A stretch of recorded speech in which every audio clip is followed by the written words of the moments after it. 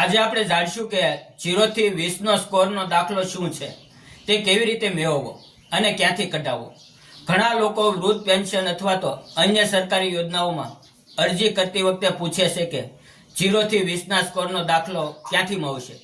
આ દાખલો મેળવવા માટે સૌથી પહેલા તમારા ગામના ગ્રામ પંચાયત અથવા શહેરમાં રહેતા હો તો નગરપાલિકામાં સંપર્ક કરો. ત્યારબાદ તમારા તાલુકાની મામલતદાર કચેરીમાં પણ આ અંગે માહિતી મેળવી શકો છો, અથવા તો નજીકના જન સેવા કેન્દ્ર એટલે કે CSC પર જઈને તમે માર્ગદર્શન મેળવી શકો છો. તમારી સાથે રેશન કાર્ડ, આધાર કાર્ડ અને જરૂર પડે તો બીજા ઓળખના દસ્તાવેજો સાથે રાખો, જેથી માહિતી તપાસવામાં સરળતા રહે.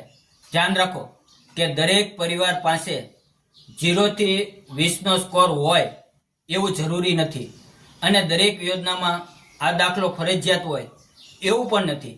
જે યોજનામાં અરજી કરો છો તેના નિયમો મુજબ જ દસ્તાવેજો માંગવામાં આવે છે. તેથી અરજી કરતા પહેલા સંબંધિત કચેરીમાં ચોક્કસ માહિતી મેળવી લો.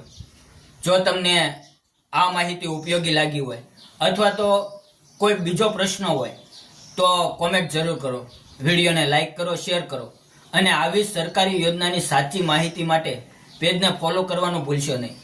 જય હિન્દ મિત્રો, ધન્યવાદ.